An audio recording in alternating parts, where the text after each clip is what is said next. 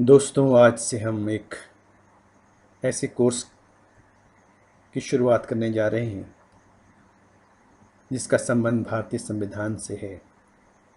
भारतीय संविधान के बारे में हर भारतीय को जानना जरूरी है, चाहे वो क्यों ना साधारण नागरिक हो या वो किसी परीक्षा की तैयारी कर रहे हो, चाहे वो सिविल सर्विस हो, लॉ का एग्ज़ाम हो या कोई और तरह से ज्ञान हम प्राप्त करना चाहते हैं। दोस्तों, भारतीय संविधान को जाने बिना हम अपने अधिकारों की रक्षा नहीं कर सकते हैं। भारत की जो शासन प्रणाली है, जिसको प्रजातंत्र कहते हैं, और उसके साथ कितनी सारी विशेषताएं जुड़ी हुई हैं जो कि हमारे संविधान निर्माताओं ने संविधान में रखी हैं, उनको हम नहीं बचा सकते हैं। तो इस कोर्स को शुरू करने के उद्देश्य अनेकों हैं। सबसे बड़ी बात है कि हमें ज्ञान होना चाहिए अपने संविधान का, और कहते भी हैं कि नॉलेज इज़ पावर। जब तक हमें ज्ञान नहीं होगा, हम इस पावर का उपयोग कैसे कर सकते हैं, अपने अधिकारों का उपयोग कैसे कर सकते हैं, प्रजातंत्र की रक्षा कैसे कर सकते हैं। इसलिए मैंने ये कोर्स शुरू करने का निश्चय किया है। मैंने अपने अध्ययन से, अपने अनुभव से भारतीय संविधान के बारे में बहुत ही गहराई और बहुत सरल तरीके से समझाने की कोशिश करूँगा, और मुझे यकीन है कि इसका लाभ इसको सुनने वालों को मिलेगा।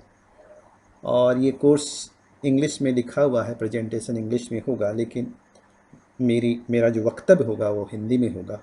इसलिए हिंदी भाषी लोग मेरे वक्तव्य से नोट कर सकते हैं, और इंग्लिश भाषी तो बिल्कुल जो प्रेजेंटेशन जो इंग्लिश में है, स्लाइड प्रेजेंटेशन, उसको हूबहू उतार सकते हैं। तो दोस्तों, आज हम संविधान का जो प्रथम भाग है, प्रियम्बल, उसे शुरू करना चाहते हैं। लेकिन उसको शुरू करने से पहले हम कुछ पृष्ठभूमि पर जाना चाहते हैं, बैकग्राउंड, जिसमें कि संविधान कैसे बना।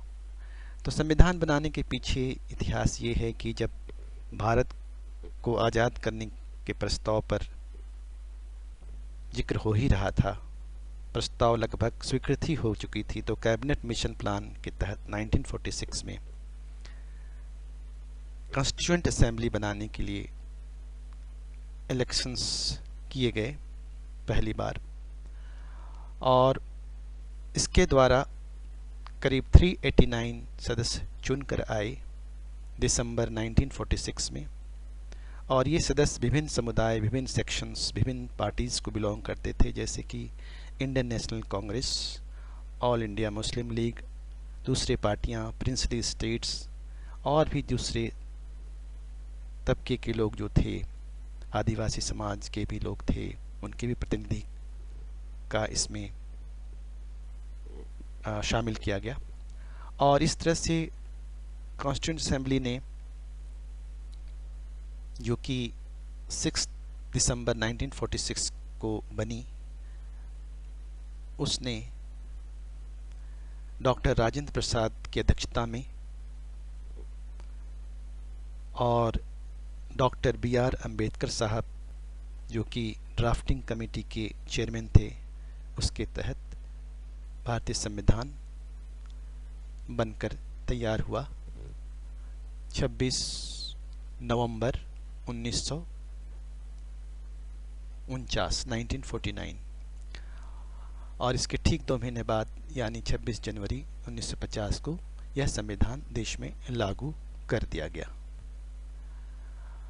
और यह संविधान बनाने के लिए डॉक्टर अम्बेडकर साहब ने विश्व के करीब 60 संविधानों का अध्ययन किया गहराई से, और उनकी अच्छी अच्छी बातों को हमारे संविधान में शामिल किया गया। डॉक्टर अम्बेडकर साहब ने इस संविधान को बनाने में काफ़ी मेहनत किया, और इसीलिए डॉक्टर अम्बेडकर साहब को इस संविधान का पिता कहा जाता है, father of the Indian constitution. Constituent assembly का काम होने के बाद 24 जनवरी 1950 1950 को इसे डिसबैंड कर दिया गया और फिर 26 जनवरी 1950 को संविधान सारे देश में लागू हो गया। अब इस संविधान में 395 अनुच्छेद हैं थे शुरू में और 8 अनुसूचियां थीं, लेकिन करीब 104 संशोधनों के बाद इसमें अब 450 से भी ज़्यादा अनुच्छेद और 12 अनुसूचियां हैं। कुछ और भी इंटरेस्टिंग जो बातें हैं वो भी बताना चाहेंगे कि सर्वप्रथम यह संविधान जो लिखी गई वह किसी टाइपिंग के तहत या किसी प्रिंटिंग के माध्यम से नहीं लिखी गई, बल्कि इसे हस्तलिखित रूप में तैयार किया गया और संविधान के लेखक का नाम है श्री प्रेम बिहारी नारायण रायजादा। और उन्होंने इस संविधान को लिखने के लिए बिल्कुल भी मेहनताना नहीं लिया। इसके बदले उन्होंने यह आग्रह किया कि उस संविधान के हर पन्ने पर उनका नाम लिखा होना चाहिए, जिस आग्रह को मान लिया गया। और इस संविधान की पांडुलिपि जो है, ओरिजिनल मौलिक पांडुलिपि 234 पेज की है, जिसका वजन 13 किलो है और इसका साइज है लगभग 58 सेंटीमीटर इंटू 45 सेंटीमीटर। तो इस तरह से हमारा संविधान 2 साल 11 महीने और 18 दिन में तैयार हुआ। और अब हम आ जाते हैं प्रीएम्बल प्रस्तावना पर। प्रीएम्बल प्रस्तावना क्या है? प्रीएम्बल प्रस्तावना, जिसे हिंदी में आमुख उद्देशिका भी कह सकते हैं, ये प्रस्तावना संविधान की नींव है जिस पर कि पूरी संविधान की इमारत खड़ी है। इस प्रस्तावना पर गहराई से जाने पर हमें पूरा संविधान के बारे में पता चल जाता है। जैसे कि एक कहते हैं, एक शेर है कि लिफाफे को देखकर ही हम खत का मजमून पढ़ लेते हैं। तो वही है कि इस प्रीएम्बल को अगर आप बिल्कुल समझ जाएं तो संविधान के अंदर क्या है ये भी आपकी समझ में आ जाएगी। और कभी भी संविधान के संशोधन या किसी भी प्रावधान विधान का अर्थ निकालने में, इंटरप्रेशन करने में अगर कहीं तकलीफ या विवाद होता है तो सुप्रीम कोर्ट, जिसे कि संविधान का कस्टोडियन कहा जाता है, वह प्रीएम्बल का ही सहारा लेता है कि किसी भी विवाद को हल करने के लिए सही अर्थ क्या होना चाहिए, वह प्रीएम्बल के अनुरूप ही उसको देखना पड़ेगा, तभी उसका सही अर्थ निकलेगा। इसलिए दोस्तों, प्रीएम्बल का ये महत्व है। और प्रीएम्बल में हम भारत के लोग अपने आप को एक संविधान, एक शासन प्रणाली देते हैं, इस तरह की बातें लिखी हैं। और जिसमें कि हमारा जो